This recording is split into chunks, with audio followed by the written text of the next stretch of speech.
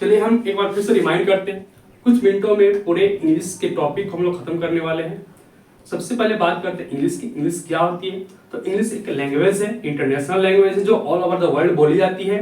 और English language है तो लैंग्वेज क्या है? तो लैंग्वेज एक सोर्स ऑफ कम्युनिकेशन है, यानी अपनी बातों को व्यक्त करने का एक तरीका है लैंग्वेज। और लैंग्वेज आती कैसे है? तो लैंग्वेज हम लोग साउंड के द्वारा उसको रिप्रेजेंट करते हैं। और साउंड को कैसे रिप्रेजेंट करते हैं? तो साउंड को रिप्रेजेंट करते हैं हम लोग अल्फाबेट द्वारा। अल्फाबेट क्या होता है? 26 लेटर को हम लोग अल्फाबेट बोलते हैं। और अल्फाबेट को हम लोग 3 पार्ट में डिवाइड करते हैं, कॉन्सोनेंट, वोवेल और semi vowel.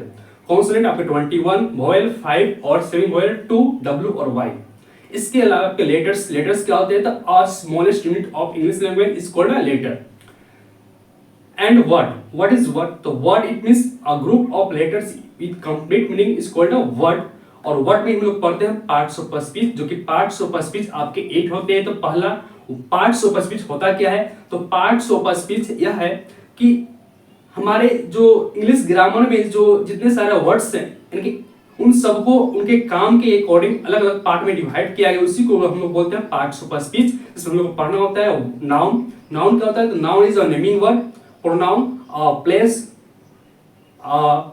word that is used in the place of noun। जो noun के बदले यूज किया उसे बोलते हैं pronoun बोलते हैं। एडजेक्टिव की बात किया तो नाउन और प्रोनाउन को जो क्वालिफाई करता है उसे हम बोलते हैं एडजेक्टिव बोलते हैं। और वर्ब की बात किया जाए तो वर्ब इज एक्शन वर्ब। और वर्ब हमारे दो टाइप के होते हैं, पहला होता है मेन वर्ब और helping verb.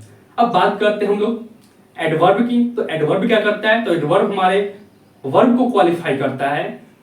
Preposition it means pre means position, position means अधिकार। जो वर्ड शब्दों के बीच अधिकार को दिखलाते हैं, वर्ड शब्दों को रिलेट करते हैं, उसे बोलते हैं preposition. And connecting conjunction it means connecting word, it means दो शब्दों को जोड़ने वाले वर्ड को बोलते हैं कनेक्टिंग वर्ड बोलते हैं। और लास्ट आपका रहा 8 नंबर में interjection it means interjection it means sudden feeling expressing word.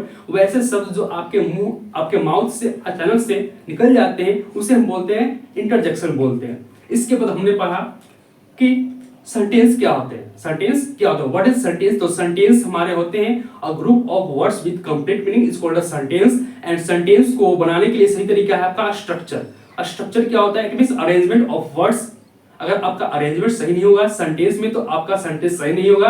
तो इसी को इसके बाद हमने पढ़ा जैसे सेंटेंस में स्ट्रक्चर होता है और स्ट्रक्चर में आपके सब्जेक्ट होते हैं, वर्ब होते हैं और ऑब्जेक्ट होते हैं। तो what is subject? Subject it means doer, जो काम को करता है उसे हम बोलते हैं सब्जेक्ट बोलते हैं। वर्ब एक्शन वर्ड होता है। और आपका ऑब्जेक्ट क्या होता है? ऑब्जेक्ट इट मींस सब्जेक्ट के काम से जो प्रभावित होता है उसे हम बोलते हैं ऑब्जेक्ट बोलते हैं। और लास्ट हमने आज पढ़ा फ्रेज। फ्रेज क्या होता है? A group of words without complete meaning it means शब्दों का ऐसा समूह जिसका कोई अर्थ अलग निकले, अर्थ ना हो, उसे हम बोलते हैं फ्रेज बोलते हैं। तो दैट्स ऑल।